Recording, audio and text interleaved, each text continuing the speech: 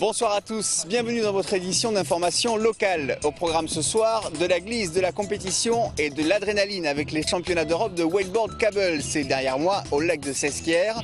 On parlera culture également avec un portrait, une découverte, celle de la jeune pianiste virtuose Anastasia Terenkova. Elle est en récital ce soir au cloître des Jacobins. Mais sans plus tarder, l'actu chaude du jour, c'est ce comité d'entreprise extraordinaire chez Fram où plusieurs dizaines d'emplois seraient menacés.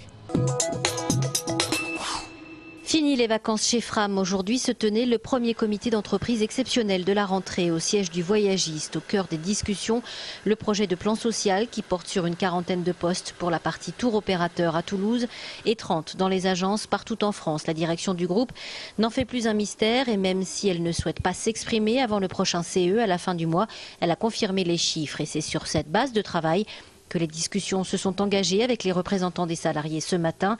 Ils ont depuis juillet la liste des postes menacés. Un plan de sauvegarde de l'emploi chez Fram devrait être entériné lors du second CE exceptionnel qui aura lieu le 20 septembre. C'est à cette date que les salariés devraient finalement être informés poste par poste des futures suppressions.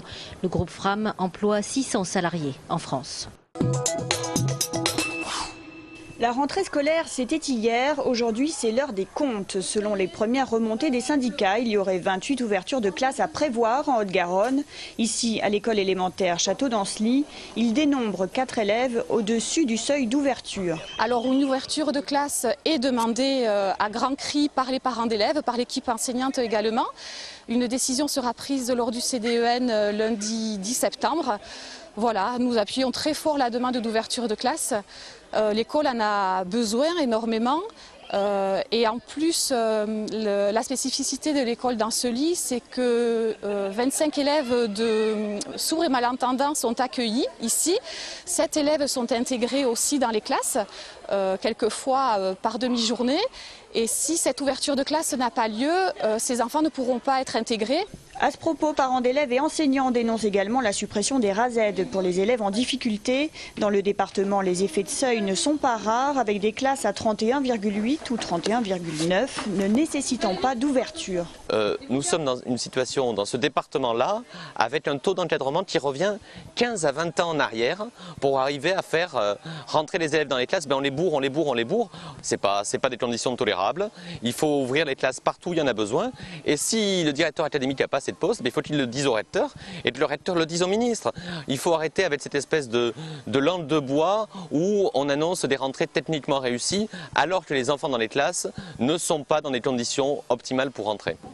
Un état de fait qu'il compte bien dénoncer au CDEN de lundi. D'ici là, la colère des parents d'élèves pourrait bien grandir, notamment à Castanet, Ramonville, Bruguière ou encore Gratintour. À l'heure où contrôler l'utilisation qui est faite de votre image sur les réseaux sociaux devient difficile, au Muséum de Toulouse samedi, un jeune chercheur en droit a partagé ses clés pour permettre à chacun d'agir pour mieux se protéger. Alors, que peut-on vraiment faire? Le plus simple, c'est de s'adresser directement à Facebook. Si on n'a pas réussi à contacter la personne qui a mis en ligne la photo ou s'il n'a pas voulu la retirer, on peut trouver un formulaire pré-rempli sur le site de la CNIL, la Commission nationale à l'informatique et liberté, qui va vous donner une sorte de charte à remplir pour envoyer à Facebook. Si au bout d'un certain délai, pareil, qui est assez bref, Facebook n'a toujours rien fait, dans ce cas-là, fatalement, on va devoir se tourner vers les juges et donc dans une procédure judiciaire. Dans une société où l'image est pourtant partout. Ce qu'il faut savoir, c'est que le droit à l'image en France n'apparaît dans aucun texte de loi, sauf pour les mineurs. Donc méfiance aux réseaux sociaux et avant tout prévention, vraiment faire attention à ce qu'on publie. Les rencontres doctorantes, c'est donc 2 fois par mois, le samedi à 16 h, où des jeunes chercheurs viennent échanger avec le public.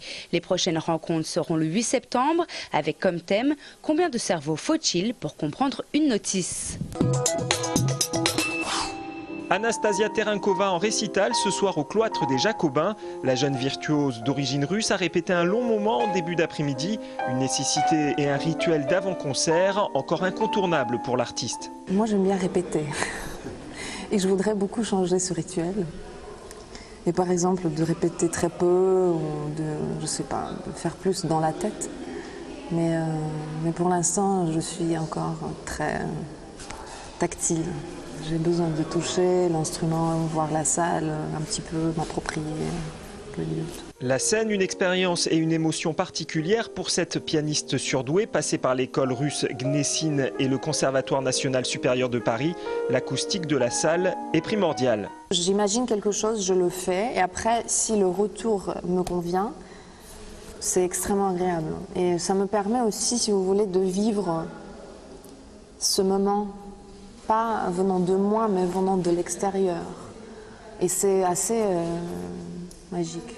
Ce soir, Anastasia Terenkova interprétera un programme de musique baroque composé d'œuvres de Scarlatti, de Liszt ou encore de l'incontournable Chopin. On sait qu'il était un magnifique pianiste et ça se sent beaucoup quand on travaille techniquement, comment ça s'écrit, donc c'est agréable.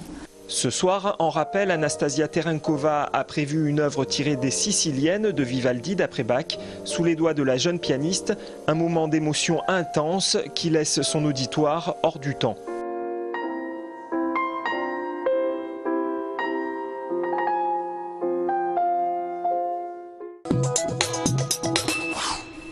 La Ville Rose passe au green à l'occasion de la 4e édition de FestiGolf, l'opération lancée par l'académie NGF Golf qui vise à promouvoir ce sport auprès du public toulousain. Le but de ce festival, c'est de faire découvrir le golf au plus grand nombre sur l'agglomération toulousaine. Les golfs NGF ont déjà 4 golfs autour de Toulouse, le golf de Théoula, le golf de Laramé, le golf de Toulouse-Seille depuis l'année dernière et le golf de Fiac.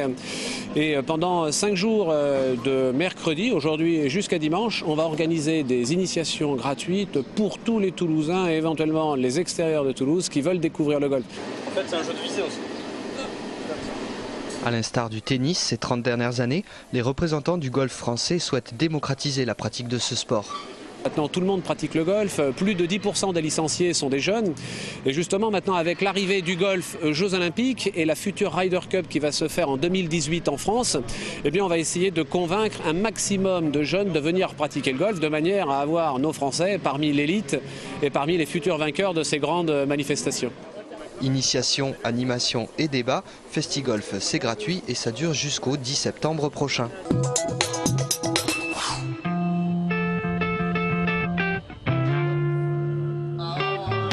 Une planche d'1,30 m à 1,50 m, un téléski et un plan d'eau. Voilà ce qu'il vous faut pour pratiquer le wakeboard ou le wake skate, la version sans fixation. Né au début des années 80, le wake emprunte ses techniques au ski nautique, au surf et au snowboard. On y retrouve aussi les codes et les looks de l'univers de la glisse. Démonstration. Hey everyone, I'm Lior Sofer and I'm from Israel. I'm Russian and over from Roman. That's cool. I'm Matthias Hoppe and I'm from Sweden. Peace. Attention aux apparences, ces riders ont beau l'air cool, ils ne sont pas venus juste pour faire trempette. Ils sont 180 de 20 nationalités différentes, avec un titre de champion d'Europe à décrocher. Mais ici, on parle avant tout plaisir et pas question de savonner la planche du voisin. C'est vraiment des sensations très fortes, on part en l'air, on fait des figures et puis surtout l'ambiance, cette ambiance de compétition. On est tous en train de s'encourager, même notre principal adversaire, on va l'encourager avant de partir, on va se donner des conseils. C'est vraiment une ambiance géniale, quoi. Et du côté des organisateurs, on ne cache pas sa joie non plus. Voilà près de 15 ans qu'un événement d'une telle envergure n'avait pas été organisé au lac de Sesquières. C'est une reconnaissance, un aboutissement effectivement de 10 ans de travail donc, pour le service du wake. Après les qualifs ce jeudi, place aux demi-finales demain et aux finales samedi. L'entrée est gratuite et la joie communicative.